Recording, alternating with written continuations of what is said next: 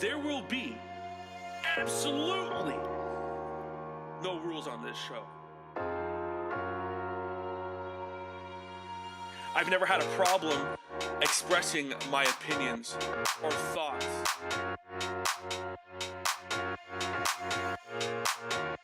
Welcome to the Behind the Boards show.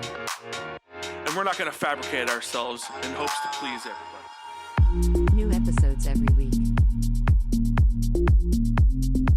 Featuring Nick, Taylor, and Tyler. But make no mistake, we are not here to make enemies, but to make conversation. The Behind the Boards show starts in 3, 2, 1. What is going on, beautiful people? We're on Spotify, Apple Podcasts. It's been pretty awesome. Not gonna lie, it's been pretty awesome. Yeah. I mean, we're getting really close to the holidays. It's gonna be interesting to see what's going on. I mean, right now, the world's running rampant with this Omicron crap. That's cool. And kids are playing outside. You know what? Kids got it so easy. They got it so easy. Dude, some of the games that we used to play as a kid was fucking insane. It was actually fucking stupid. We were playing Bloody Knuckles. Oh. Hey, put your knuckles straight down on the desk and let me slingshot a fucking quarter right into your knuckles. And if you bleed, I get a point. Then there's the other version of Bloody Knuckles. What's that? Where you hold your knuckles up like this, and you like you smash them down, and they gotta like try and right. avoid. But if they, it's kind of like the hand thing, but you're just like smashing knuckles onto each other. Yes, I don't remember what that one was called. Another red ass. Hey, let me just whip this tennis ball at my best friend's ass. Or freaking orange hockey ball. Oh yeah, orange hockey ball. Jeez. By the way, I'm back, people. Yep, this is Tyler, everyone. Taylor, unfortunately, he got caught in a sticky situation. There's a snowstorm, people. Yeah, it's a very sticky situation. That's it. You know, he was trying to deliver 87 gallons of lube. That's a slippery situation. Glue would be the sticky situation. You know, another game that was pretty insane was fucking Murder Ball. Hey, there's 37 of us against you. Good luck. But yeah, I've been in a pretty good mood lately. The podcast has been doing very well, and then some craziness happened. And listen, this is probably going to be a long one. There's a lot I need to say about a lot of different things. There's a lot we both have to say. Like it's yeah, we both have a lot, and this will probably be the last episode for probably the rest of the month. We're probably going to continue. We might do one more this month. Odds are probably not, though. So we will try to do one coming back the first weekend in January 2022. In January 2022. 2022, baby. Yeah, because I believe, next Sunday's Boxing Day, or is it Christmas Day? It's Christmas. Yeah, and by the way, when I said next weekend, I didn't mean New Year's Day. That's going to be crazy. Yeah. So it's probably going to be around like the 8th or something like that. But you know, let's get back to what we stink at the most. Talking about sports. Talking a little ball. God damn. It seems dead in Jacksonville. Yo. It's like a damn dumpster fire down there. The Titans played great, but they played great against a horrendous team. Okay, the Jacksonville Jaguars are dead. The Urban Meyer Jacksonville Jaguars are dead. Let's have a moment of silence.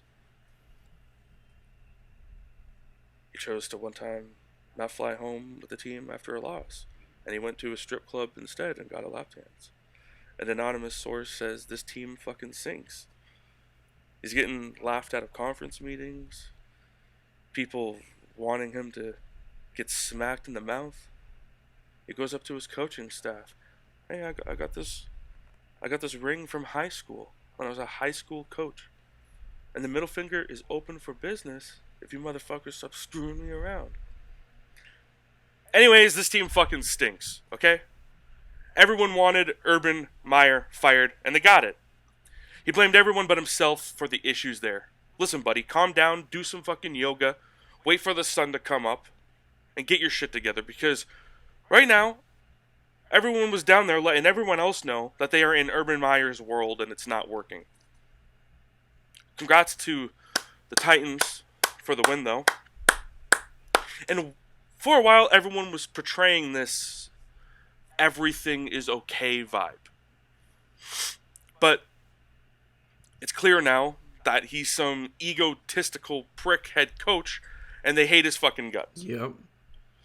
This is a real thing, though. When you come and take over a program, you get people doing push-ups, running laps, all in the public, and you got all this other shit going on, and you're not living by the mantra you're claiming to, but telling everyone else to live by it. And that's whatever, but grown-ass adults will buy in or not buy in if you're winning, or not. I would assume this is the same thing with companies that are vastly successful. If not, I apologize, I'm ignorant on running a business. But, you got people telling you to do something stupid or whatever, but you do it because you know you're going to get paid well or benefit from doing it. And how you do and keep it moving for a company that you know is going to treat you well. But for one that's failing, one that's going out of business, and they tell you to do some things, and you'll just internalize it like, nah, fuck this shit, John. That's why you're losing the company, and your wife's cheating on you because you're a fucking moron. Your ideas stink. Get your shit together. NFL, same shit. If you come and take over a program, you try to change shit and the culture and the way you want it to be, and you're a hard ass. It's awesome if you're winning, but when you're losing, not so much. So Urban Meyer needs to figure his shit out, because if he does end up on another team, the coaches here turned on him. It seemed like a coach. It really did seem like a coach leaked most of the info, but if it was a player, who knows? If you remove Urban Meyer, then you can keep it moving, but it doesn't really seem that way, to be honest. And now former kicker Josh Lambeau was kicked by Urban Meyer. What the fuck is this? Listen, I could go on and on about this fucking situation, but honestly, we all fucking know. We're all thinking the same fucking thing. There's no point of me dragging out this conversation for 20 minutes. The fact of the matter is, you gotta win. But if you continue to lose and embarrass yourself, people start coming out anonymously and talking shit about you. You'll end up gone. Which is exactly what happened. Yeah, that's what happens just in the NFL Men's League. Hours after the interview with Josh Lambeau came out, he was let go. Yeah. Too much has gone on. Too much has happened. That's what happens in the NFL Men's League. Marvin Jones left the facility because Urban Meyer reamed out the wide receivers coach. And they had to beg Jones to come back. So, is it okay now that Urban Meyer is gone? Because Urban and Jones had it out on the practice field, allegedly, but I wouldn't be surprised if it was real. And Marvin Jones just got a shitload of money in free agency, like he's supposed to be their guy. A guy who's there to turn the culture around. So I'm curious now, is Urban Meyer going to have a job leading into January 11th? Because let's be real, fired after 13 games, like it doesn't make any sense the decisions this guy was making. Not only is calling players by their positions, but he's kicking a player. Like at some point, you gotta be like, shut the fuck up. My name is Josh. Exactly. Like these people have names. Like don't treat them don't treat them like a bag of garbage. Like walking around calling people kickers, punters, fucking shitbag, dipshit, all these things, all these disrespectful comments and stuff. You're not going to get the best out of the players. You're supposed to be motivating the team. I've heard this statement many times before, and I'm going to say it again. You've got players in the NFL. They're professional players. I bet if you throw them all out there, they can draw up their own damn plays, and they can play a game. Would they win? Maybe. Yeah, there's a possibility, but I mean, most players know, like the veterans. If you got the veterans doing that, they could definitely hold their own. But the coach is there mainly to motivate the players, to motivate the players, and keep the team together in line, keep the team in business. And we do have a conversation about a coach that I'm going to get into, about a good coach. But at the same time, too, Josh Lambeau. I mean, for those of you who don't know, he's not a slouch kind of player. And another cool thing about him, this guy's very talented in multiple different areas. Okay, he's really good at guitar. Not relevant, but I mean, hey, that's a line of talent. Yeah. But he came from MLS. He was a goalkeeper and played soccer, and he was very good at it. And then you got a coach kicking him in the hamstring. Personally, I don't think firing him was enough. Personally, and this is going to be the last thing I say on it before I move on. I guess kind of move on. Maybe we'll see, depending on how this rest of this conversation goes. I have a couple things I want to say about it, but well, that's why I'm saying. Yeah. Because let's be real here. Kickers don't really make a lot of money unless you're like Vinatieri or you're able to do all three: punts, kickoffs, and field goals. That's very hard as a kicker. People think kicking is easy. It's not fucking easy. It's a lot of stress on your leg. And I feel like there could have been a risk there with getting kicked in the hamstring like that. How old is Urban Meyer? How old is Josh Lambeau? I don't even know the answer to these two questions, but I believe one of them is a farm. I believe Josh Lambeau is 31. I think I looked it up the other day when I was doing some research on this topic, and I think Urban Meyer's like 50. Urban Meyer's around like 50. Yeah. Aren't you embarrassed? If I was your son, I'd be telling you to leave. What are you doing? You take the trash out. You clean my room, bitch. You want to kick a fucking 30-year-old player? A 30-year-old man? What are you? A fucking child? Fucking grow up.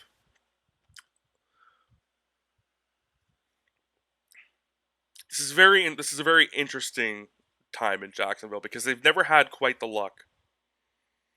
I mean, all of it started going downhill once Trevor Lawrence came out and defended his teammate. As we all know. I talked about that last week. And that is essentially what got this whole entire ball stirring. Because let's be real, when you're a first round draft pick, and again, I said it last time, it's not a situation that's uncommon, but it is a situation that doesn't happen often when you have a first year draft pick blatantly coming out and saying, no, I don't agree with this coaching decision. I thought Urban Meyer was going to take the decision differently, but let's be real here. From the moment he got there, it's been a shit show the whole entire time. And it's not been a situation where everyone is wanting to buy in, and no one wanted to continue. And here's the thing. Why did people want Urban Meyer gone, but not Dan Campbell from the Detroit Lions? Dan Campbell grabbed a whole bunch of ex-players. I mean, let's be real here. They're not going to do any better than Jacksonville.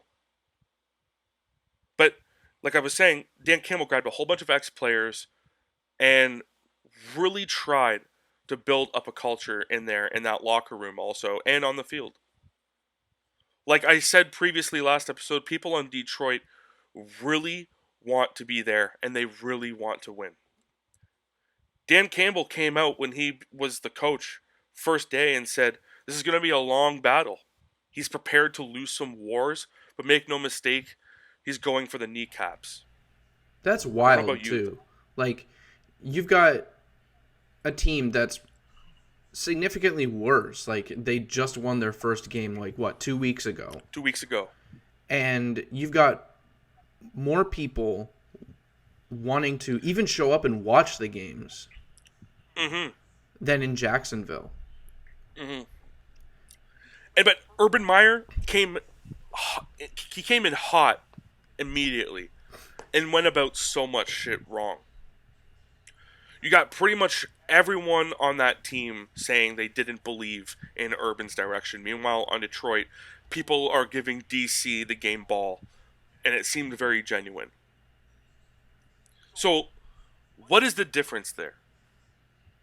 And again, this is not even the coach that's doing things right that I want to talk about. And those of you who are thinking that I'm stroking off the Patriots, it's not Bill Belichick either. But what is the difference here? How come people are still vastly supporting Dan Campbell? Is it because he's an ex-player? Is it because he's a very emotional kind of guy and seems like he really cares about Detroit and cares about the Detroit Lions and cares about his team? Or is it his analytical side? Is it his knowledge about football? Is it his football IQ? Or is it because he treats his players with respect? I'm going to say probably because he treats his players with respect. Yep. And that probably comes from the fact that he is an ex-player, so he understands, hey, listen, I got to probably talk to these kids, which is essentially what they are, kids. I got to talk to these kids with the kind of respect that I wanted. Still be hard, still say, hey, listen, I'm the boss, but I'm also here for you. And I get that vibe from Dan Campbell, ever since I saw him get emotional about the new practice facility. I'm still eager to see what happens with him in the next... I wouldn't imagine if he's there in the next couple of years. I would be surprised if he's not. So what is the difference?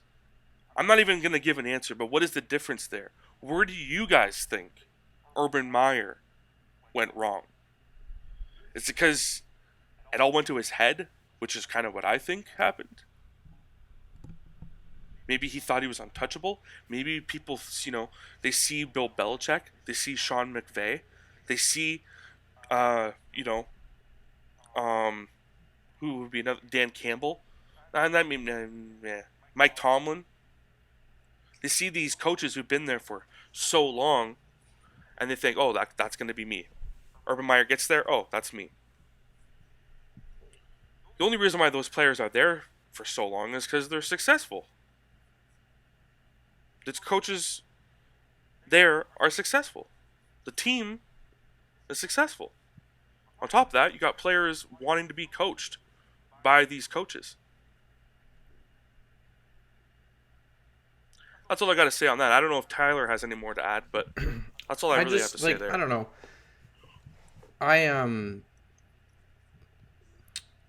I said it before, I said it a little bit earlier, that this guy, you're a head coach for a reason. You're there to motivate the players, draw up some plays and motivate the players. That's all you're there to do. You're not a trainer.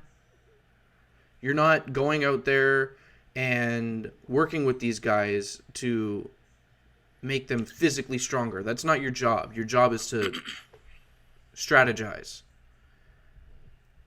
100%. Don't belittle this team and treat them like garbage. It's not going to get the best out of these players. I think you can do it to an extent. I mean, I've had coaches that were not the best in terms of, they didn't coddle me, but there was There was a line. Exactly. There's a line that that you have to draw between giving the hard truth and being an absolute fucking dickhead. And this guy's an absolute dickhead. Yes, 100%. I think once you start doing the stuff he did, and even I'm sure there was even other stuff before that built up to it, and I think once you get at that point, there has to be somewhere where you got to shut it down. But we're gonna move on. Baker Mayfield hinted at the fact that him and Cleveland aren't on good terms. Him and Stefanski apparently not talking anymore. Not looking good for Baker. It's one thing to be on bad terms with your QB1, but a whole other thing to be having issues or having these problems on a contract year. So what does that mean? Well, I said it before, I don't expect Baker Mayfield to be signing that $10 million a year contract. He definitely thinks he's that player worth that much. I say otherwise. I don't see him signing that deal, but is it just the team or coaching staff? And will he succeed far more on another team? Who knows? But it seems Cleveland and him are done. And on the topic, too, about Baker Mayfield, he shares a sentiment that is going to be probably a big topic here. And we're going to dive in very short, like a little bit later. We're going to get into it on both teams, on both sports here. The way the NFLPA is handling these weird fucking vaccination testings and all this other BS, all the players coming out and being tested positive is fucking absurd. First of all, my phone ended up blowing up for a solid 3 hours with the amount of players on both the NHL and the NFL being tested positive. Or even just going into protocol. Or even just going into protocol. When you have I think it was over 60 players in the NHL. I don't even know the number for the NFL. I'm probably very close. The number in the NHL has gotten to 100 now, by the way. 100. Huh. There you go. I'm surprised the NFL's not more. It probably is. They just probably haven't been released yet. I mean, there is games today. We are recording on game day. There's games going on right now. Why is this such a hard thing? All the players came out and rallied and said, listen, why are the fucking games still going on? Why are the games still going on? If you have all these star players that are getting COVID, this is going to be a scenario where you're grabbing people off the street to fill in for positions. Yeah. I'm not too interested in seeing an NFL game with backyard style playing. Okay? That's not why I watch the NFL. I watch NFL because I want to see people at their absolute best. You want to see the best of the best. Exactly. That's why I don't watch the CFL. Okay? This is a very interesting time, and I understand they're in the business of sports, but they're also in the business of making money. But again, I think this is the same thing when it comes to the coaches. There has to be a line that's drawn for the safety of the players. On top of that, for the safety of the fans that are going to be showing up to these games. And granted, NFL has postponed some games and pushed the games out, and now there's games until Tuesday.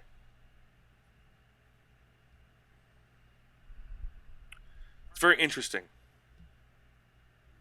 I don't understand this. I don't understand the way that it's being handled. It feels,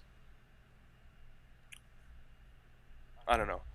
Hey, listen, I read all the medical books last night. I read all of them, every single one of them. So you can't comment saying I don't know shit. Okay, I read every single book on medical stuff last night. I read all of them. I went to a book club and I just read all of them. Okay. Did so you I hand know. in your book report on time? Yeah, I did my book report, everything. And I don't like talking about this because I know there's so many. There shouldn't be, but it's so divided and it's really bothering me.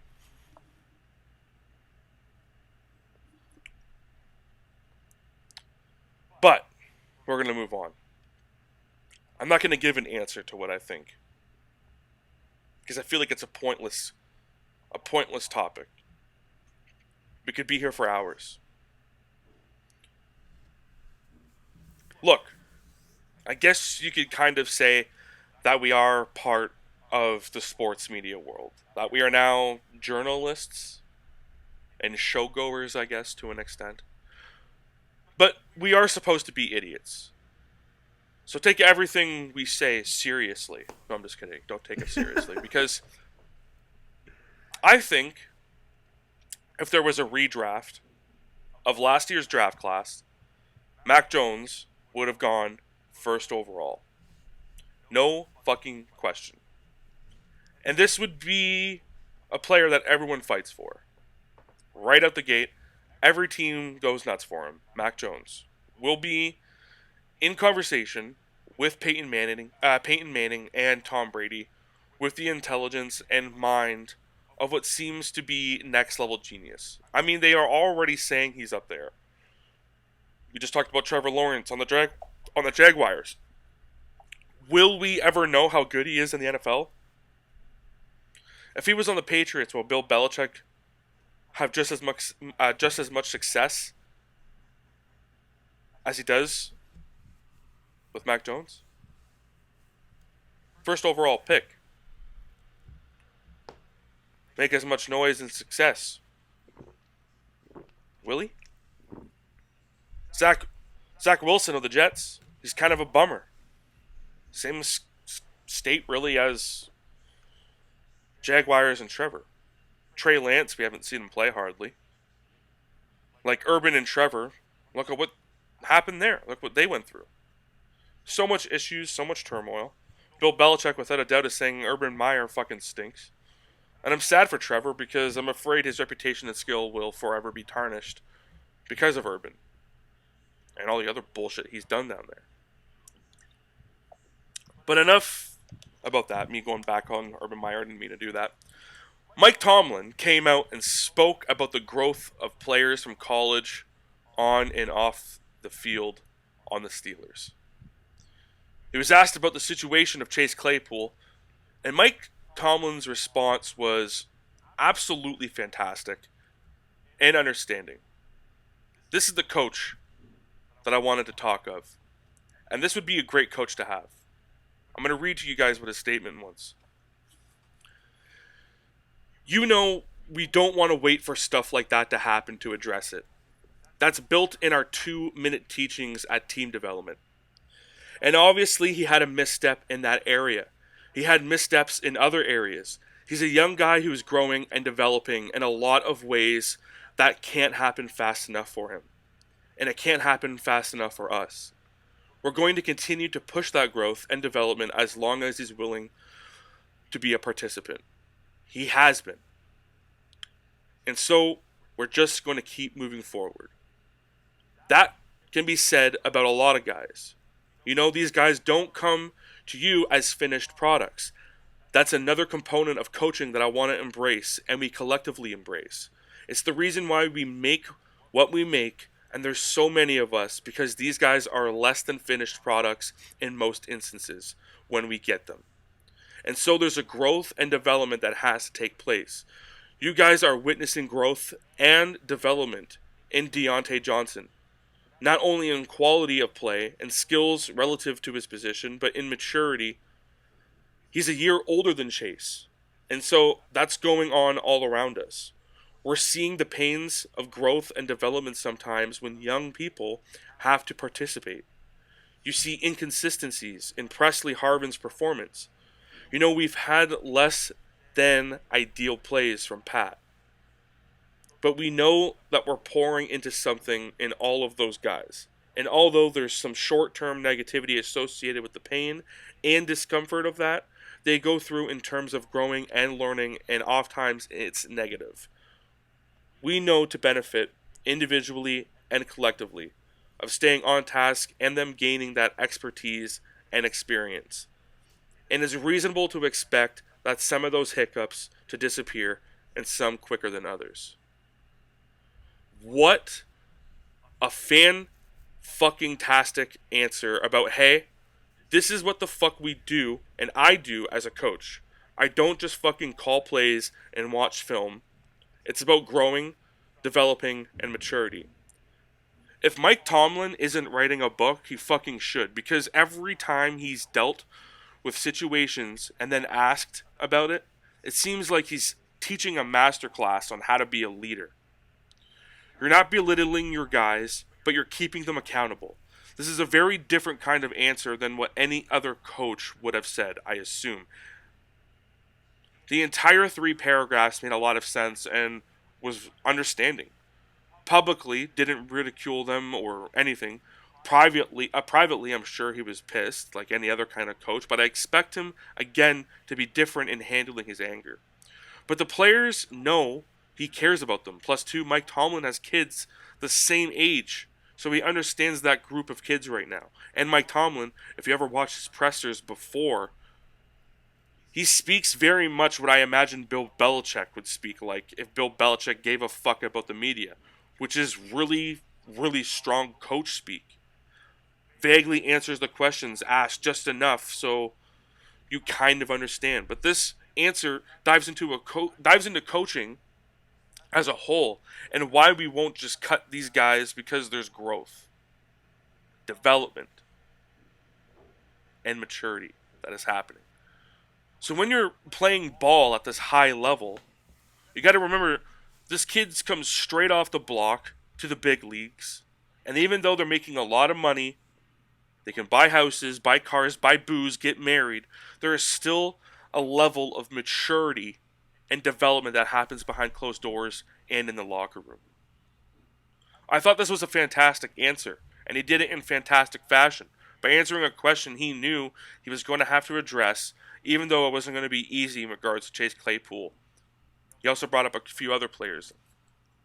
I know I gave Claypool a lot of shit last episode, but I mean, hey, it's the nature of being a fan, I think. I mean, shit.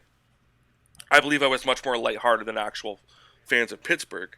Hey, catch the fucking ball, stop fucking around, go back to formation and shut the fuck up. Also, don't be dancing on the fucking logos like that fucking asshole Juju. Like, Jesus Christ. Alright. But athletes get put up on a pedestal, and some people forget that the athletes are only just human. They make mistakes. Like Tomlin said, they addressed this in spring. So on and so forth. But things happen. Hiccups happen. Alright, I got 2 more topics here that I'm eager to talk about. Micah Parson. I've talked about him before. This guy is a problem on the field for other teams. This guy is on pace to win Defensive Player of the Year, let alone Rookie of the Year. This guy's got 75 tackles, 12 sacks, and 3 forced fumbles. This guy is a problem for other teams. The scariest part is this guy really wanted to be a Cowboy when he was younger, and now he is, and he's crushing it. If Dallas can sort out the offensive line, holy shit, this kid can hold the game on his own. And he's young. He has no idea what he's doing yet. Wait until he starts understanding shifts properly and realignments. He might already. He might be a prodigy pass rusher. And if that's the case, only getting better. As he continues to grow older, he's only going to get smarter. I'm so fucking excited to see this guy play for the next 15 years. His pass rushing routes aren't even perfected yet. When you watch players like Micah Parsons or even get linebackers, get other linebackers, whether they're MLBs or OLBs, when you realize the amount of detail that goes into it, it's fucking crazy. The chess game that's being played these days is wild. Like, I'm showing this move early on, so boom, I can hit him with this instead whenever it matters, on a 3rd and long or whatever the case may be. Or even understanding the self-scout of what move or moves you've done on any big-time game-winning type of play, because the tackles are watching this film too. There's so many levels and strategies you can throw into your routes. It's absolutely insane. And Micah Parsons is going to be a legend. It's crazy to watch this guy play. I specifically cannot wait to watch this guy's career. I have watched more Cowboys games than I ever have in my whole life combined, specifically to watch Micah play. Also, real quick, congrats to the Cowboys last game. I mean, shit. FedEx Stadium fucking stinks. Pipe bursting poop water. A fucking pair of scissors were found in the red zone. And the away benches at FedEx Field were so bad, the Cowboys brought their own fucking benches for the players. And the away benches at FedEx Field were so bad, Cowboys brought their own fucking benches. I don't know if this was a dig. I'm just going to say I think the owner, Jerry Jones, wants to provide for his players and give them the best. And part of that process is not letting his players sit on a lawn chair style bench. But either way, you got to love that. FedEx Field fucking stinks. Keep your eye out for number 11, though. There is absolutely no doubt in my mind that he wins. We talked about his pass rushing routes. He's not even a full-time pass rusher. And he's the best in the league. Playing both outside linebacker and middle. Great on the sidelines. Great on the gaps. It's a liability not having him on the field. Ooh, I hope Dallas is investing in him.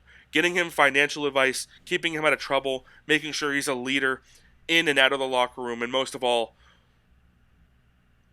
proud fans and their children having posters of him up on their walls and being a role model for them. I'm so fucking excited for Micah. I mean, I'm emotional right now because I love seeing players like this. Players that get fans from other teams excited. Yeah, sure, there are rivalries and whatever else, but having a player like Micah in the NFL is perfect for the league and the Dallas Cowboys franchise. You've been talking a lot about rookies recently. It feels like there's been a lot of good rookies coming out of this 2021 draft class. Oh my God, it is phenomenal. We talk about QBs a lot, but I mean, I can go on more with some that are playing fantastic right now. This draft class seems to be absolutely phenomenal. It seems to be absolutely phenomenal. But let's get into a team that I love and hate at the same fucking time. The team that breaks Nick's heart every damn Sunday. Yes, I feel like Luke Combs wrote that beer song about me. Football teams that broke this old boy's heart, or whatever the fucking lyrics are. Carolina Panthers reported that Sam Darnold is coming off of IR. Look, them coming out and saying this, does that mean Cam is once again going to be benched for the third time, and they're going to let Sam execute the plays as QB1? Because let's be real, Cam can yell, "I'm back," all he wants, but since he's been back, the only thing he's been seeing is the bench. I'm going to backtrack what I said before of when Cam joined the team again. Because nothing has changed.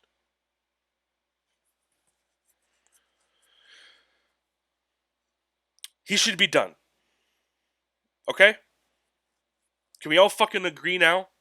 This fucking Superman bullshit, fucking "I'm back," yelling at the top of his lungs, should be done. But so should Sam Darnold. And Matt Rule, that fucking head coach. The entire rest of the coaching staff with them. And possibly Frank. And possibly Scott Fitterer, the GM. Tepper clearly wants to win. And the people he has currently running this program, from the coach all the way up to the GM, no one is understanding. Okay? No one is understanding and seeing that the O-line has been an issue for such an incredibly long time. Okay? Whether it's Cam Newton on the field, Kyle Allen, who played better than Cam Newton's last 2 years, and he was an undrafted quarterback. Okay? Or Teddy Bridgewater, or Sam Darnold, or Cam Newton again. Part 2, the return. It doesn't matter who the fucking quarterback is unless the O-line doesn't get fixed and addressed. Okay? Yeah, Sam Darnold is coming off of IR, but what does it mean for the entire fucking coaching system that has been there since 2018? It looks like they are way over their heads. Or that they genuinely have no fucking idea what they're doing. Why hasn't Matt Rule seen or addressed the O-line issue? Why hasn't he come out and said anything? Why hasn't Phil Snow, the defensive coordinator, brought up anything? Or has he? And no one is listening. Because I'll put money on the fact that he knows, since it's his players that also suffer the consequences of the O-line lacking. Joe Brady is gone, so we don't have a fucking offensive coordinator, and he needed to be gone. But who took over that role? Fucking Pat Mayer? He's the one in charge of the fucking O-line. So, what the fuck are we doing here, Carolina? What are we doing? I'm sick of seeing players like Thomas Davis, Steve Smith, Julius Peppers, Greg Olsen, Luke Kuechly retire with no fucking ring. Luke Kuechly retired with no fucking ring. I'm going to repeat that one more time. Luke Kuechly retired with no ring. And now probably Christian McCaffrey will too. Best running back in the league. Luke Kuechly, best defensive player in the league since he was there. Best middle linebacker, arguably the NFL has ever seen. No ring. Nothing. The quarterback keeps coming back as the topic of the issue. It's the O-line. I love Carolina Panthers with everything in me. Maybe that's why I'm so passionate here. I literally bleed black and blue, but holy fuck. I am pissed. What is going on there? Why hasn't Joe Brady been replaced? There are plenty of coaches that are available right now. Get a fresh pair of eyes on the O-line and get rid of Pat Meyer if you don't get rid of anybody else. And I know I said it before. I would love to see Gardner Minshew get approached by the Carolina Panthers. And I hope, if they do, and I hope if they grab him, they develop him properly in the way that he needs. Not drop him after one game. Because you know what? Yeah, we have Christian McCaffrey, and there's a lot of players focused around him when he's healthy, but we need a classic QB. Because if you don't have Christian McCaffrey, look what's happened in the past 2 years. He's been hurt almost the entire 2 seasons. We need a classic QB who can stay in the pocket, read the defense really well, and cover for the O-line. Far better than any other QB that we have. Not people who miss wide opportunities. If we are so focused on getting a new QB, we need one in the likes of Mac Jones. And I'm not saying that Mac Jones is the best kind of player, but we need someone like him. And I'm not even saying Gardner Minshew is that saving grace. But he has shown himself useful and dedicated, and he wants to be QB1. We have the money, clearly. We have the richest owner in the league. We have the ability to offer support. But now it's time. Clear out this joke of a fucking coaching staff properly and set us up for success next season, because this draft, we aren't going to be drafting number 1. And even if we were, there's no one in this fucking draft class that is good right now. And in terms of QBs, because that's probably what we're apparently going to fucking go for. And we're not going to get Kenny Pickett. So we have to do this accordingly. Matt Rule could probably benefit the Jacksonville Jaguars if Urban Meyer gets shipped, which he did. Send him there. Let him fucking go. It's time. He's done nothing for this team since he joined. Okay? He joined, brought his whole entire fucking LSU coaching staff, and look what the fuck happened. I'm fed up. Enough's enough. It's old now. I don't want to hope anymore. We get a good spot in the draft and draft well. I want to say during the draft, meh, don't really need anybody. I'll be happy if we get bare minimum, get someone good to develop. But that's not happening any fucking time soon. Because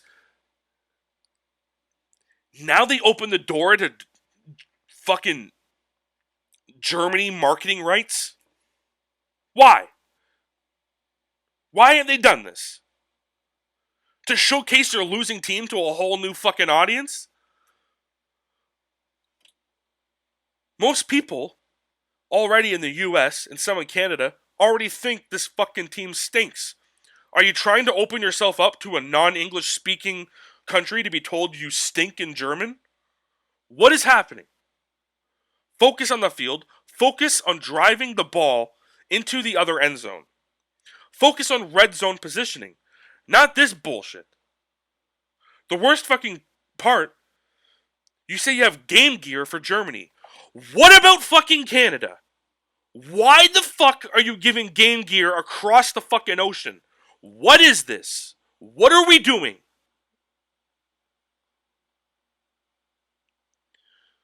Today, actually, we've been playing now Yeah, it's for right now. a The first quarter moment. is almost over. I don't even have the score up in front of me. Either it's 0-0 or Carolina is losing. It's 0-0. They've been playing back and forth with the ball all day. I don't want to watch this team play anymore. I don't want to watch this team play. This is a different kind. This is a different kind of love. I've talked about this briefly before. Hockey is different. You get to watch 82 games. Baseball, who gives a fuck? But again, you're playing 100+ games. 3, 4, 5, whatever fucking many times a week in a row against the same team. Sometimes they play like a game during the day, and then they play an hour later the same team. Yeah, it's a fucking joke. Just so they can fit 162 games into a season. Relax. Yeah. I get to watch this team play 17 games. And I'll be happy if Carolina wins 3. That's what I said coming into this season. What am I a fan of you guys for? What the fuck is going on? And I swear to God, we need fucking coaches that are the same way as the players. Don't fucking, just because you have a winning season in fucking college or high school like Urban fucking Meyer, doesn't mean you deserve a fucking position in the NFL. Okay? If you want them in the NFL that bad, okay, quarterbacks coach. Okay, defensive backs coach. Okay, they do good for a couple years. All right, defensive coordinator, offensive coordinator. All right, maybe you get approached by fucking, I don't know, Jacksonville. Hey, do you want a fucking head coaching job? Yes, I would. Nope. Carolina says, oh, not only are we taking a fucking head coach from college, but we're taking the entire fucking coaching staff too. What? What? I'm sorry, but college ball and NFL are still played differently. Every single professional football player will tell you this. They are different games. They're different beasts. There's some players that say that they still feel the injuries from college ball. Their body still hurts from college ball. It's a different game. What the fuck are we doing? Is it fun to lose? Are you just trying to get number 1 draft picks? Sean McVay doesn't give a fuck about draft picks. Okay? You know who else doesn't give a fuck about draft picks? The fucking Rams fucking GM. Les Snead doesn't give a fuck about them. He's come out publicly and said it. They don't have a fucking first-round draft pick for like 7 years. Because the risk is far too greater. They'd rather have you draft them, you develop them, and then they'll trade for them. This is a fucking joke. This fucking team is a joke. Since 2015, ever since that fucking asshole didn't go for that fumble, it's just been fucking downhill. Constantly. And then you had the balls to bring him back. And I'll admit, I was excited. A little bit. Because everyone else was. I hopped on that fucking train. I thought, okay, maybe there's something here that I'm missing. Nope. Fucking same thing as before.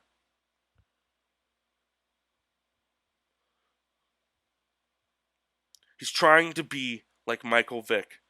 Lamar Jackson. You're not. You know why? Because they're fucking successful. Just because you score a fucking touchdown and celebrate, how about you look up and check that you're fucking down still? What the fuck are we doing? Cam Newton, see ya. Sam Darnold, see ya. Fucking Matt Rule, see ya. Pat Meyer. Fucking, I don't even want to say see it. Just get the fuck out of my face. This fucking team, I swear to God, drives me up the fucking wall. I don't even like watching their fucking games anymore. I'm watching more Patriots and more fucking Dallas Cowboys games than ever fucking before. Because I refuse to fucking watch this team lose anymore. I refuse to see great players on that team just fucking suffer the shitty consequences of stupid fucking playmaking decisions. And I don't know what Matt Rule is doing. I don't know what he is doing. But I have to let this conversation end, or I'm going to get even more heated than I fucking already am. And I can honestly tell you right now, I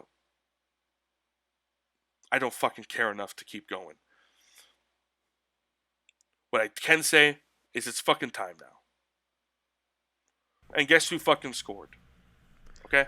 Buffalo. The fucking Buffalo Bills just got a TD. Okay? They got a tutty. Alright? I mean, we all knew he was going to lose anyway. They were going to lose anyway. So, let's move into the NHL. Take it away, Aaron. Take it away, Ernie. It's going to be a bumpy ride. Speaking of bumpy rides, we talked about it a little bit before in the NFL talk, but I'll bring it up again. COVID is ravaging these two leagues, and again, like, we're only talking about these two leagues. I know it's hitting the NBA as well, but we don't really care about basketball. I just think basketball is just so boring. It's not exciting until the last quarter, because like that's when like the score actually matters. The first three quarters, it's like, what am I watching this for? Yeah, I will be the first to admit that when the Raptors won, I could have cared less. Didn't give a shit. I remember you talking to me, be like, I don't care. And like, yeah, I get it. They're going to be crap next season anyway, or the following season, which they were. Yep. Which they people like to say they're not. But anyway, we're not here to talk about NBA. Sorry. just for an example on how bad this COVID situation is going on right now, the Flames only have 3 players on their team that have not tested positive or been put into protocol. So they can play tonight. Yeah, don't need a goalie. Just 3-on-3, open net. Ontario's reduced capacity. I'm sick of this. I'm gonna. Yeah, it's getting fucking old now. I'm so fucking done. I had a conversation about this yesterday when I was driving to Toronto. I'm gonna talk about it now. I'm done. Can we just deal with this and just let it? We don't need. I don't want to be vaccinated for new variants every 4 fucking months. It feels like right now that the government just might as well issue out one of those cards that you get from like McDonald's where you collect the stickers for the coffee, Yes. and once you hit 9, you get a fucking free one. Yes. Like that's what it feels like is happening right now. You get you booster shot, you gotta get this. Like I'm getting fucking tired of this shit. And I'm sure the fucking players are too. Like no wonder there's people making fake vaccination cards and whatever the fuck else. I don't want to get. And you know what the sad part is? Man. I'm sorry to cut you off, but there's a player right now that I'm sure is 100% fine that hasn't got it vaccinated at all, that refused to and had to refuse to. I don't remember who it is. It's Tyler Bertuzzi on the Red Wings, and actually last night during the game, I can't remember who they were playing, but I remember seeing something on Twitter afterwards. Apparently one of the guys on the other team was chirping at him saying, "Get fucking vaccinated." I think that's funny. It was the Devils. The Devils were, and one of the Devils was chirping at him saying, "Get fucking vaccinated. Get fucking vaccinated." But he's fine, which I think is a little funny. But I'm just done. I don't want to live in a world where I'm continuously having to fucking wear a mask. Why is it that the states can live their lives normally at this point now? New York just reinstated their mask mandate because of this Omicron variant. I don't care anymore. Yeah. Like, can we just treat this like the regular flu and move on with our fucking lives? I want to be able to go see fucking Spider-Man and eat some damn popcorn, but no, I can't. Yeah. Pisses me off, man. I'm so sick of this. Anyways, Canada needs to get a grip on this. The fact that we are just getting access to rapid tests and they're giving them out of the LCBO is a fucking joke. Mm-hmm. And I think it was like last week, just before this like really started affecting the leagues, back when like Calgary was like just starting to experience some heavy protocol. Players are getting pulled mid-game. How is that possible? What? Say that again? Players are getting pulled out of the game mid-game because they've tested positive or they need to go into protocol. Tucker Poolman on the Canucks got pulled mid-game after the first period because he had to go to protocol. How are you letting these things fucking slip? This league is a joke. I know the NFL right now is doing a thing where if you test positive, you can test your way out of protocol. You can be like, all right, here, like I don't have any symptoms. They get tested. If they get 2 negative tests in 24 hours and they're asymptomatic, they can go right back out and play. But the fact that the NHL is just like, I think they're only testing every 3 days right now. Well, let's be fucking real here. The NHL has never really been a fucking league that does things first. They're always ones to follow suit, and they've been like that since the fucking beginning of the NHL when it comes to player negotiations, everything. And I expect them to follow suit with the NFL with whatever they choose to do, which kind of feels like is what they're doing. Yeah. And the NFL is not doing it. They might be doing it better, but they're not doing it. I mean, they're still failing their players at the end of the day. Yes. I want to make that clear. Just a couple more things I want to get on and get into when it comes to this COVID situation before we move on. Like, it's become a thing where teams are now shutting down until after Christmas. I believe, if I can just find this real quickly, I know Florida, the Avalanche, and I think the Predators, or Florida Avalanche, Flames, Avalanche, and Panthers are now shut down until the 27th due to these outbreaks. And then the Leafs games over the weekends got postponed, which blows. That was against Seattle, right? Seattle, and we were supposed to have a game against Seattle tonight, and we were supposed to play Vancouver last night. You guys haven't played yet. But we haven't played yet, though. So, and our next game isn't scheduled until the 23rd at 2 p.m., which I think is really weird to have a 2 p.m. game, but you know what? That's neither here nor there. Like, it's not... I don't make the schedule, so whatever. 2 p.m. games can be fun, too. One last thing I just want to mention. How is this going to affect the Olympics this year? Because I know the league already did not want to get into the Olympics. The players want to play. But the league did not want the players to go and play at the Olympics because it's already going to affect the schedule. I think they're going to cancel going, in my opinion. 1,000%.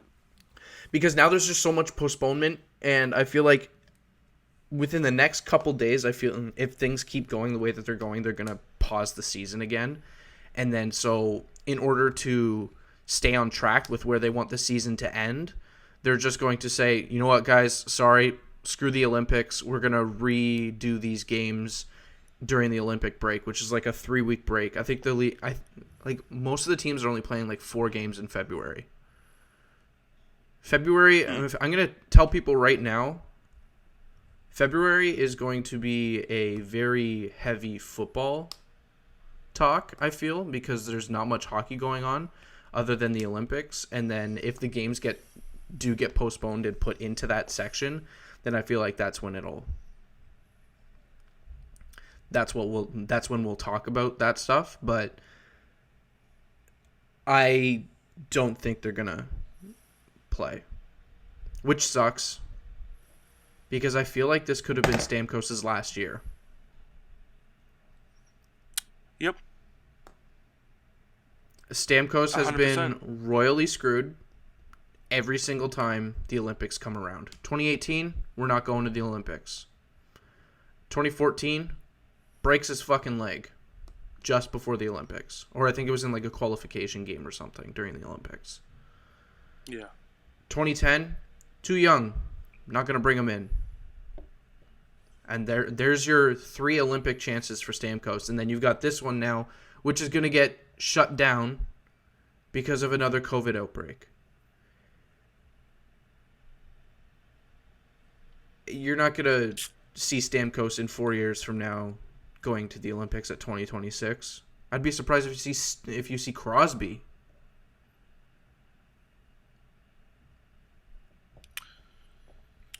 Is Crosby even going?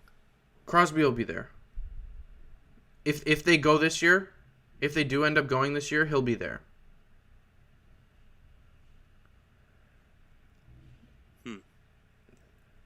I think this is wild, and it sucks to see the Olympics, to see this situation go down the way it's going down, but at the end of the day, the NHL is a business.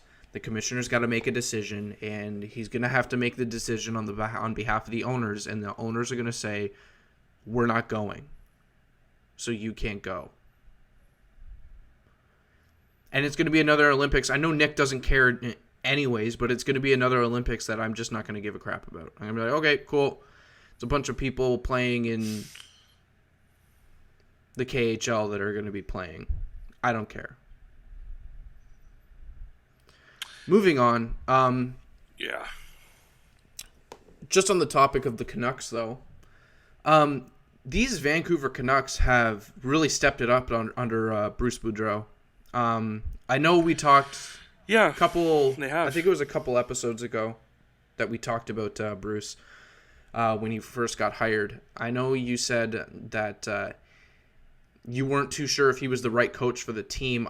But I do know for a fact that he is a more offensive coach, and with that, he's been.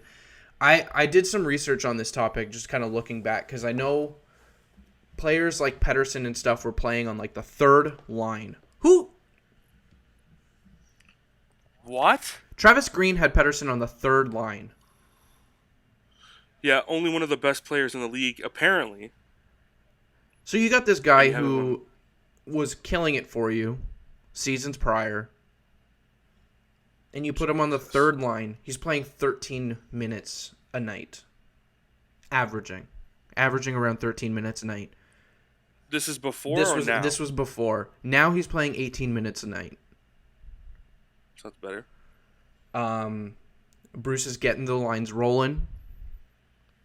The teams are going. I mean,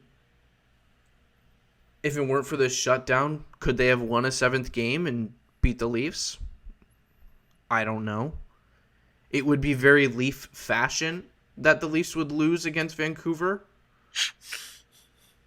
and give them another win. But I guess we're just going to have to see where they go after this. This fucking Trevor Zegras kid on Anaheim is absolutely stealing the show for rookies right now. I know this is his first season. There's two goals that I have like specifically. There's a goal. There was his assist that everybody's been talking about for the past like week and a half, 2 weeks now.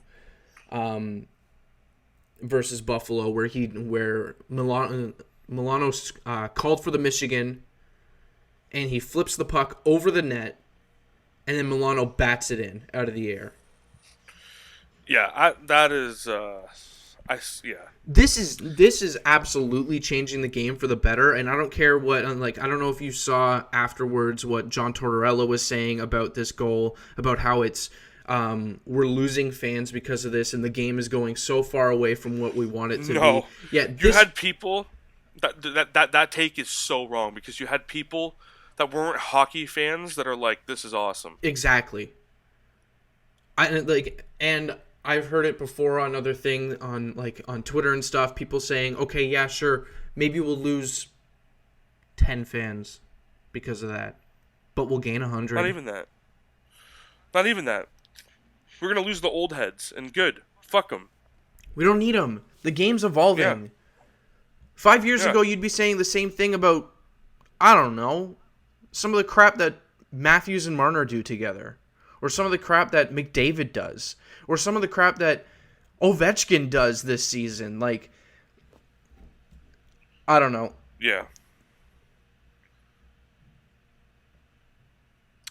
I feel like that very well could have been Ovechkin doing something like that. In that kind of fashion, I mean.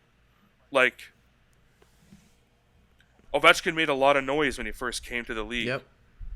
And I'm sure there were probably still people back then saying the same fucking thing. Exactly. Oh, like the game. This is whatever. There's No, he's gonna get. There's game clip of Pavel Datsyuk trying this 15 years ago. So like to say that like he's ruining the game is an absolute joke. No, that's just Tortorella being fucking jealous. Zegras has 22 points in 28 games. This guy is on fire. He's absolutely killing it. The team. This team is completely different from the last two seasons. The last two seasons, they've been absolutely atrocious. Playing at like the bottom of the league, not winning a lot of games. But they're first in the division right now.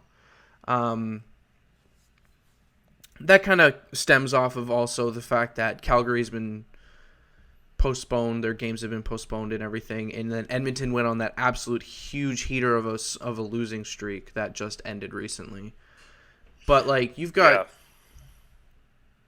You've got an Anaheim Ducks team that's kind of turned back the clock a bit, because I know even Ryan Getzlaf, who's old, who's like an older player in terms of hockey, is scoring at a decent point pace. He's got 21 points in 27 games, and This is insane. You've got Troy Terry having a breakout year, 30 points in 31 games as well. This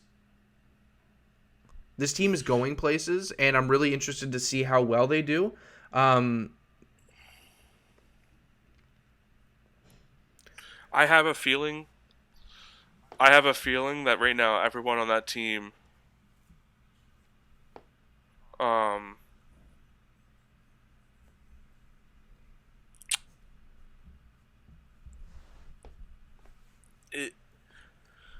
everyone right now is probably in the same kind of boat that Washington is, where it's like everyone's like living off the hype of Ovechkin. I feel like people right now are living off the hype of this kid.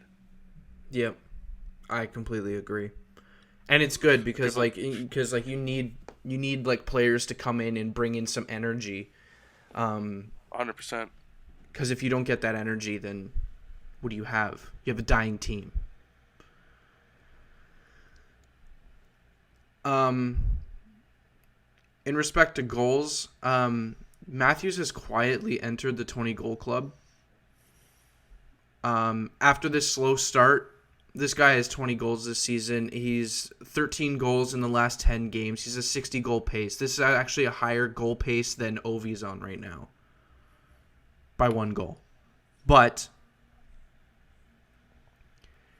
I still think it's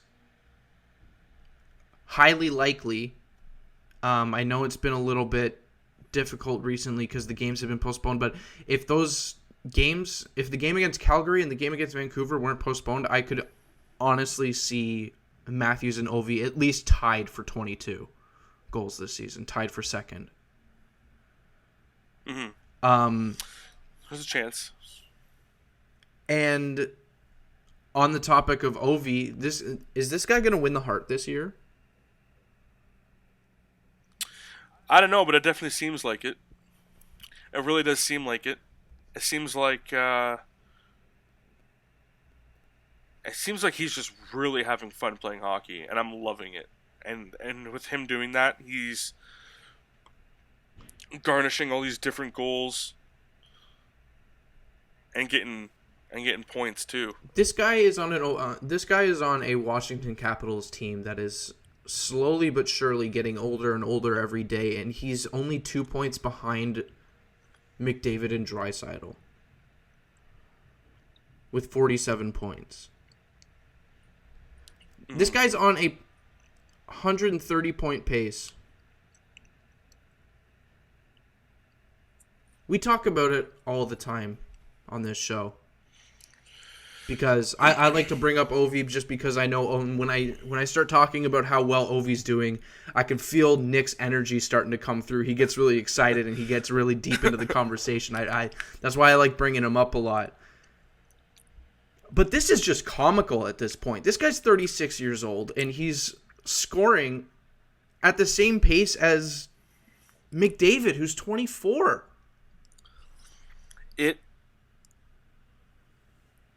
It is scary at how good at hockey this guy is. Absolutely hilarious. I think he's better now than he was 5 years ago, 6 years ago, 7 years ago. These past 2 years have been interesting watching him play. You know, he won that cup, and then he just went beast mode. Yeah, he's like, okay, I did it. He's like, all right, I had my fun. See ya. I'm gonna go beat this goal scoring record now. Yeah, absolutely insane. Absolutely insane. He is in a different league of his own. Him. We will not see another player like him in a very long time.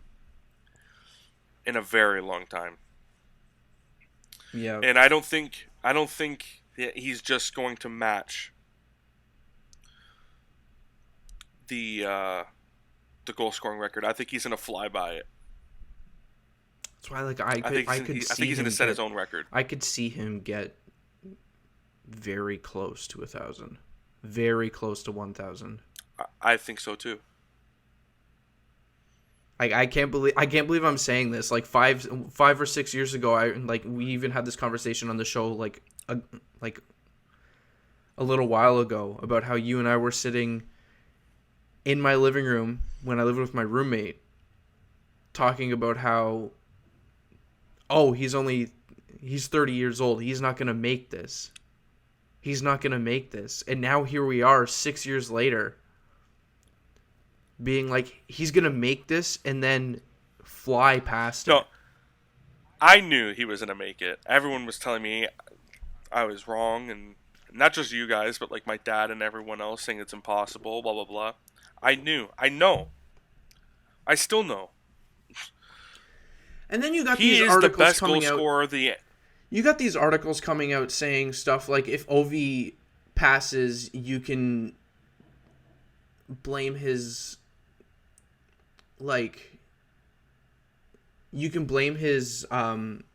advantage in power play goals and whatnot. I don't give a shit. If Ovi passes, it's even more amazing because, this guy is shooting on goalies who are actually wearing pads. Like, if you go back and look at the goalies who played in the 80s and 90s, they're not wearing goalie equipment. They're wearing sweatpants. Thick sweaters. Like, it's a completely different league. Go look at Andrei Vasilevsky. Look at him standing in front of the net. Where's the space to score? He's going to do it, though. Do you think Gretzky in his prime could score on Andrei Vasilevsky?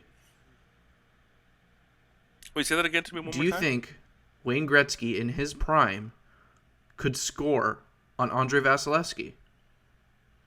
I think if he was taking 100 shots on Vasilevsky, I would be surprised if more than 15 go in. I would agree on that. You miss 100% of the shots you don't take. You don't score 100% of your shots, though. Wayne Gretzky, Michael Scott, Tyler Noble. I think it's time we give Morgan Rielly the praise he deserves. Ever since he signed this extension, this guy's been on a heater. 26 points in 30 games for a defenseman. This is 4th in the league among NHL D-men. His play has really taken off. He's playing more time on the penalty kill. He's been point per game since his extension, 22 points in 22 games. Shit. He's just hitting his prime. He's only 27 years old. And playing the best he has ever played, and has improved his 200-foot game tenfold. The guy's playing on the back check. He's making plays. He's absolutely dominating on the back end for the Leafs right now. This guy is a contributor on both ends of the ice. And that's what we like to see. That's what we've needed out of this guy for the past 6 or 7 years. And he's finally coming into his own, and I'm so happy to see him playing the way that he's playing now. I've never seen this guy this confident. I wonder what it is. I think it's just the boys, all of them. This is the other thing too. This team is probably the most well-connected group that this Leafs team has ever seen. Just in knowing where each other is on the ice, and then just being able to have fun. I feel like they're actually having fun. I know at the beginning of the season it didn't look like they were having fun, but I know now, after boys got out of their slumps, Marner started picking up his point pace, everything starts clicking again. These guys are having so much fun. Someone who isn't having fun, on the other hand, is Justin Hall. And I know I want to talk about this when Taylor gets back in the new year as well, because I know this is something that he'll get heated about as well. But this guy is not making smart decisions. He was great last season. I'll give him that. I understand why we protected him. But he's 29 years old. He's going to start declining real soon. And he's only got 1 point in the 24 games he's played this season. We can't have such little production from a top 4 D-man. I don't understand what this guy's thinking, what he's doing. He's not making the right decisions. Every single time I watch a game, I'm watching him specifically because I want to see this guy succeed. That's the thing, is I want to see all these players do well. And I think that's what every fan wants. Every fan wants to see every player do well. Yeah, sure, players are going to make mistakes. Players are going to do... This guy's making mistakes on a game basis, and I'm sick of it. Almost every single time they're in the D zone, he flips the puck the wrong direction, and we're stuck in the zone. I didn't know we were watching Leafs hockey from 2015 again. I'm sick of this guy. I don't want him on the team anymore.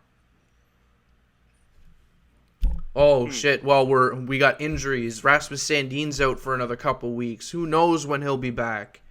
Well, when he's back, Hall better be out. I don't want him here. He's taking up too much time, too much space in the cap. How much is he getting paid? $2 million. For a guy who's producing 1 point. You think it's just a bad slump, or? I think he's in his head. He doesn't look like he's making the right decisions, and I feel like he's second-guessing himself. Like, we've seen it before. Last season, we saw it. Like, he was a decent top 4 defenseman. Him and Muzzin were playing really well. But the numbers are showing that this guy is bringing everybody else on the back end down. Who's he paired with? Normally, he's paired with Jake Muzzin, but he's been demoted down to the 3rd line. Hull? Yes. These guys used to play well together, Muzzin and Hall. They used to play really well, especially last season. They were like our main shutdown defensive line.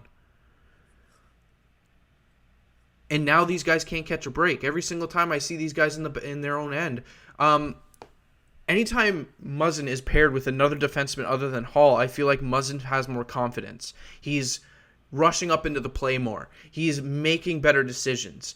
The expected goals for percentage is almost at the 60 range when Muzzin is playing with Sandin, or if he's playing with Dermott.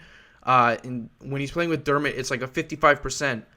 But when he's playing with Hall, it's under 45% expected goals for. Yeah, that's not very good. Get this guy off the team. He stinks. And I'm sick of it. Yeah. I don't want to see this guy playing anymore. He sucks. Get him out of here. Go. Vamonos. Ship him off to Montreal for a 7th round pick. Or future considerations. I don't give a shit. Get him out of here. Damn. Yeah, that is that definitely sucks.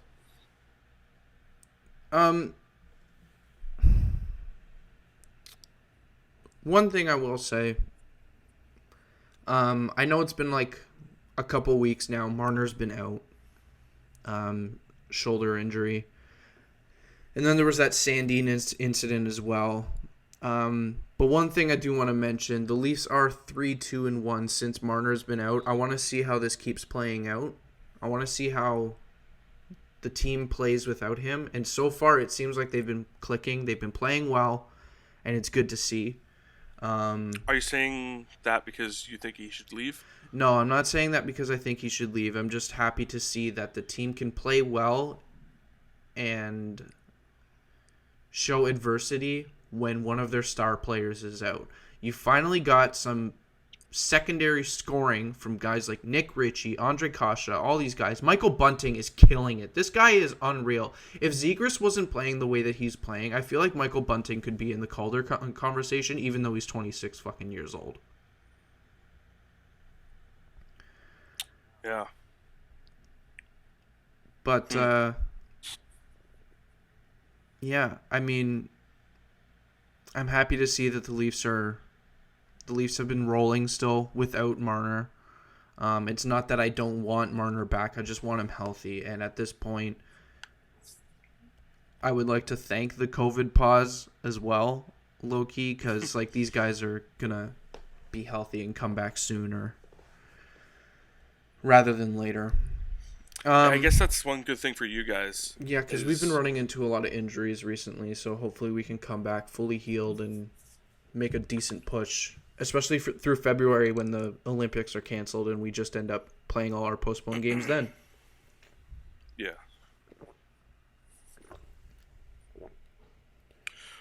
Well, do you have anything else you would like to add? Well, I just want to like quickly mention Winnipeg head coach Paul Maurice resigns. Why did he resign? He wasn't enjoying coming to the rink anymore. And I feel like it just mainly has to do with the way that the world has been going the past couple of years since COVID happened and everything. I feel like a lot of people are in the same boat. You know, you get up every day doing a job that you love, and then you stop loving it. Why stay? Yeah. He said that he believes that read anything about him. He said he believes that the Jets need a new voice. Something to push them over the edge. They made it to, I think the farthest they've done. In terms of a coach or a GM? Coach. Okay. They made it under him to the conference finals the year that Washington won the cup. And they just couldn't get past that hump against Vegas. And he feels like he's not able to motivate them enough anymore. Because he's not motivated to go to work. If you're not motivated to go to work, why do you think you would be able to motivate the people you're supposed to motivate? You know what I'm saying? Yeah. So I absolutely respect this guy for making this decision. Yeah. So I feel like the guy's only 54 years old. So he's going to be coaching again. He's still one of the younger coaches in the league. But yeah, I mean, kudos to Paul Maurice for making that decision for himself.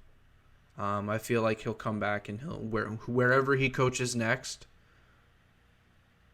he's going to do great. Yeah, that's very mature. Very. To be able to do that, to recognize it and be like, hey, listen, this is fucking, it's getting too much, or, I'm not able to play at the level you guys need me to, or perform at the level you guys need me to. Yeah. Yeah, that is very mature. Before we close out... Yeah, I was going to say, is there anything you want to add up? Yeah. Jake Paul cleaned out Tyron Woodley. Yo, this guy's swinging his arms like Paul Bunyan. Drops this guy. Oh. Yeah, that was the most boring fight I have ever watched in my entire life. I'm not big on boxing. I could care less. I did used to watch a lot of UFC, and that definitely came to a halt. But holy crap. What a boring fight. The amount of clinching that happened. It'd be like a 1-2-3 combo and then clinch. 1-2-3 combo, clinch. 1-2-3 combo, clinch. And then on top of that, either it was an elbow or a headbutt. Was undetermined. Tyron Woodley cut Jake Paul's forehead. Yeah, I saw that after. I was like, holy. Which is it was a deep cut. Which you're not allowed to headbutt or elbow.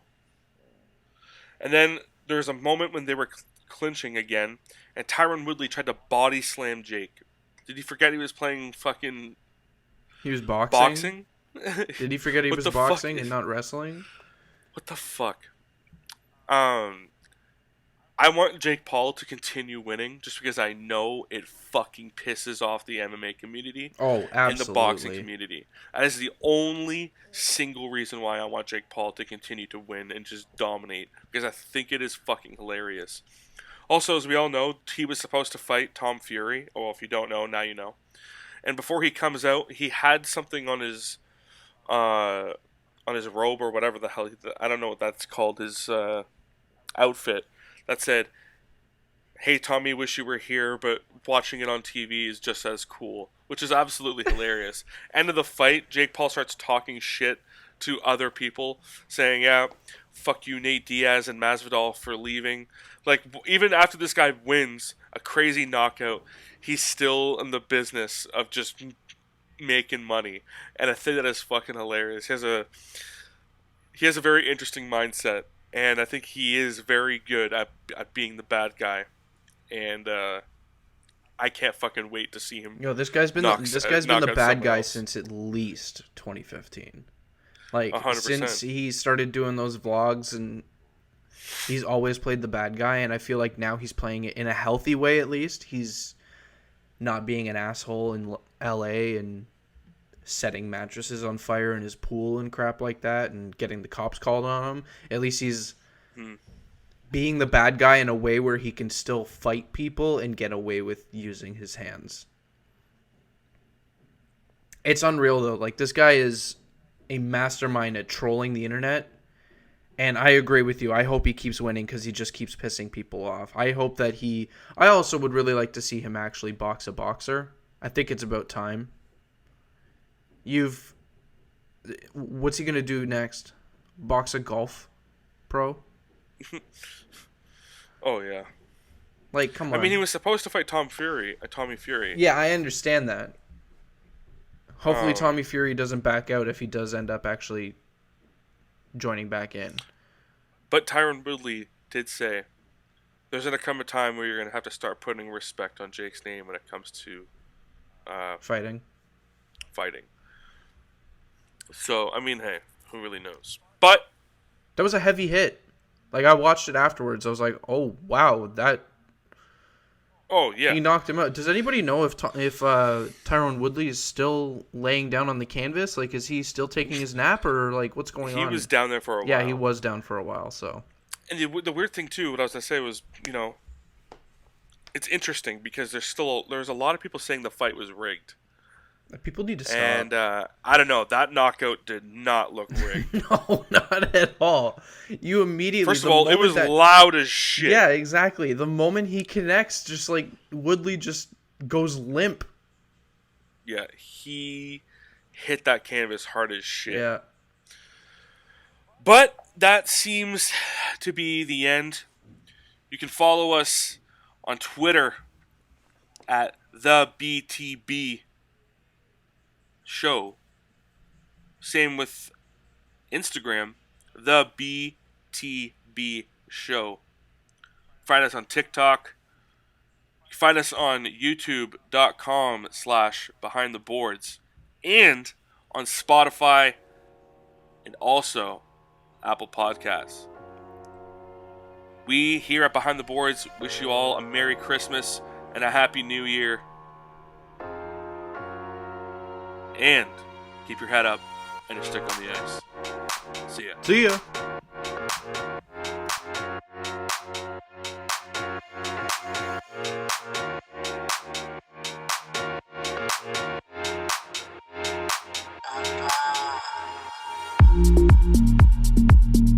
Thank you guys so much for listening. If you're listening on Apple Podcasts, be sure to drop a 5-star if you enjoyed it, and to follow our social media to stay up to date with upcoming episodes every week. Thank you for listening.